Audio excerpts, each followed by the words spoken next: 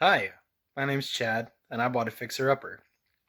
And this week's update is a little late. I kind of want to do one every week, but that's not been too feasible for the last few weeks because I have been moving.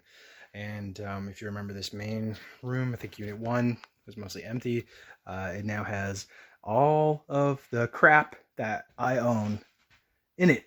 And I own a lot of crap. Um, Probably a lot more than I need to own. I might try to get rid of some of it.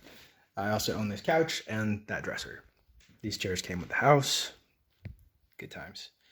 But yeah, I wanted to just give a quick update. I haven't had much time to do hardly any real work on the house. I have changed the locks out, and I've padlocked the outbuilding, the garage building. So at least the site is relatively secure now. And I did do a little bit of cleaning up on the outside for the plants and then whatnot. So I think I'll put a few photographs of those in here at the end of the video. And I've been busy taking a lot of measurements in the house to understand the layout, maybe get an idea for what the original layout was going to be, and then see what I want to do with it, because I really, like I said, don't want it to be a multifamily anymore. I want it to be a single family, and that means changing the layout. I'm gonna probably put the plans at the end of the video too, maybe do a walkthrough. But yeah, still working on those a little bit. All right, thanks for watching.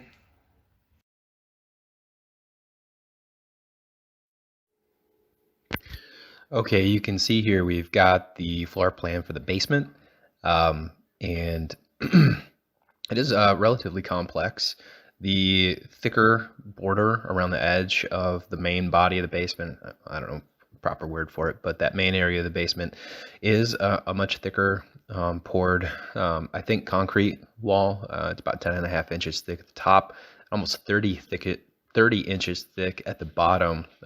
And you probably remember that little shelf area that ran around the inner perimeter. That's where that transition happens between the extra thick foundation and the thinner foundation. There are also poured foundations that act as walls, which you can see kind of in the center area of the drawing that are labeled as foundation. One section is 19 inches thick, the other section is 12 inches thick, with the caveat that I can't actually measure the north-south thickness on the foundation that runs east to west there, between the basement bedroom and the basement storage area. And that's okay. It is a relatively complicated little space, and I'm fairly confident that the stairway entry was added after the original house was built, when the porches were put on, and probably when a lot of the plumbing got put into the building. Some of the dimensions don't really match up with what you see in the video. That's okay. They're not really here to be a formal reference, but more to give me an idea for how much space there is and what we have to work with and what we can take out and what we can leave in. So the walls around the boiler room are all wood stud and gypsum board or drywall. They're going to come down.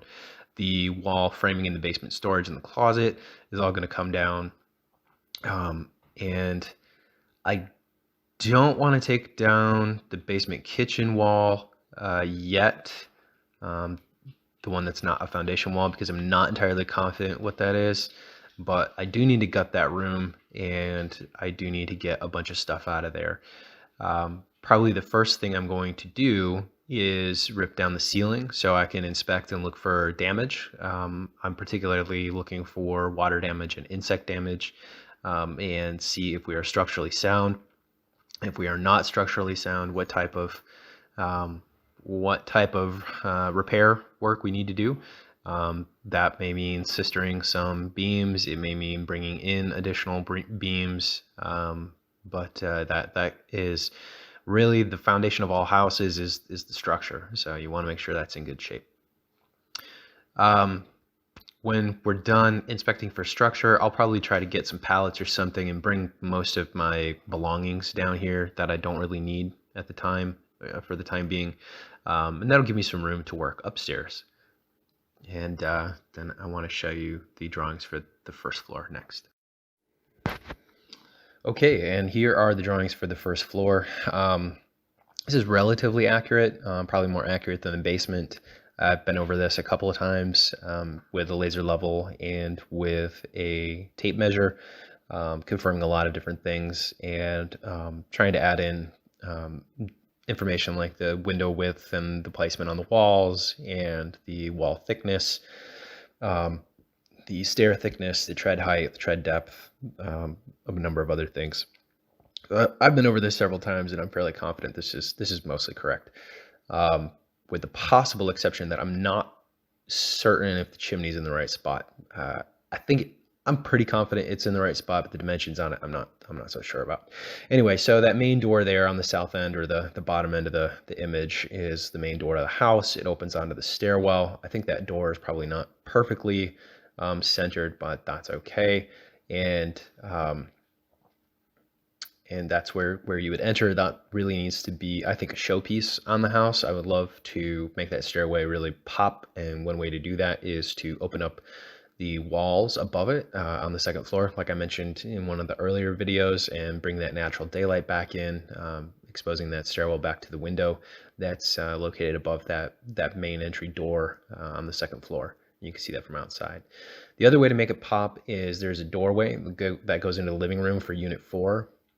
And that got filled in from a much wider, more architecturally interesting doorway, which you may have noticed in the video. And so I need to take the fill-in door out and take it back to the original opening, which is going to make that a really interesting, I think, sitting area possibly. Although I've also toyed with the idea of putting the kitchen in that corner of the house. Maybe not, we'll see. But then you would, the way it's open, the way it's organized now is you move through those French doors, which is the dotted doorway there between living and kitchen 4, and move into the kitchen 4. And the wall between kitchen 4 and kitchen living 1 is currently standing, and it was originally open, and I need to open it back up. Can't really do that with all my stuff in the kitchen living 1 area. That, my stuff needs to go downstairs before I can do that, but I do want to open that back up. And then the area where the bedroom 4, bath 1, and kind of the breezeway and back stairwell is, I think, probably one of the most interesting areas of the house.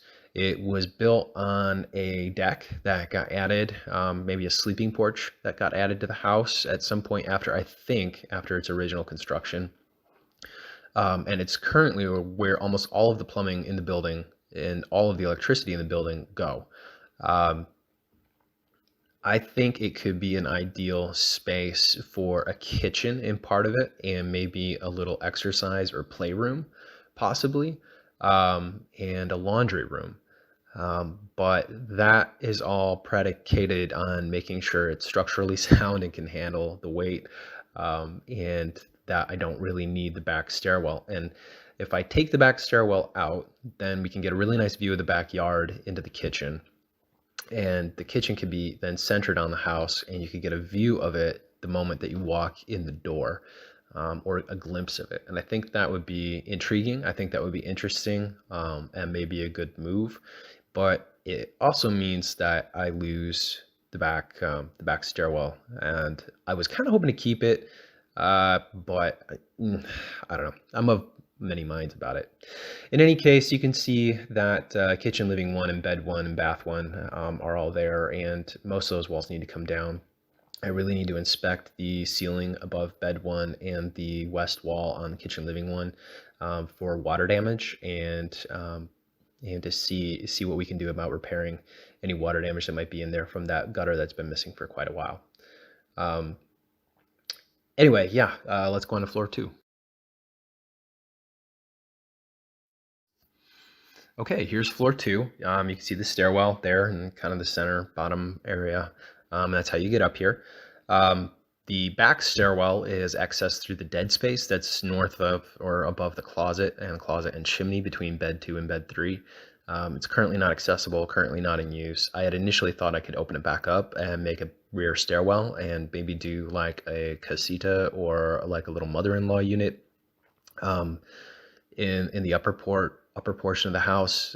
It would give it maybe some more flexibility in marketing the property later and say, hey, you can have a convertible apartment on the top that you can either turn into space for the main house, or it could be separately let out, or it could be used for a live-in situation with family or friends or something like that. So it's an idea I'm kicking around. Maybe I want to do something upstairs that would allow separate access um, and a separate living situation, but I'm not sold on it yet.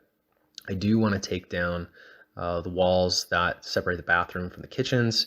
I do want to take down, or at least open up the wall between the bedrooms and the kitchens. And I really want to rip down that closet wall around the staircase and open that back up. Um, and we'll see what we got.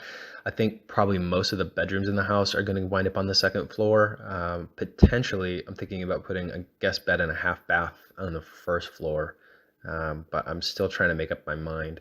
What I can tell you though is that with the obvious state of the plumbing in most of these units is that it's all gotta come out. A lot of it's broken or in terrible shape. The shutoffs aren't accessible.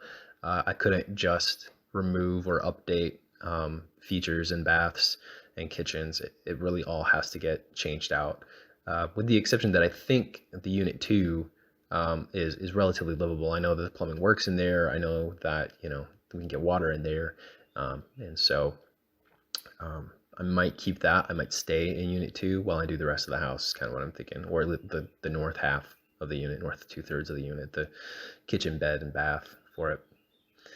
Anyway, that's the layout of the house. The dimensions are approximate. The drafting software that I've used, that's been lent to me by a friend, with much thanks to him.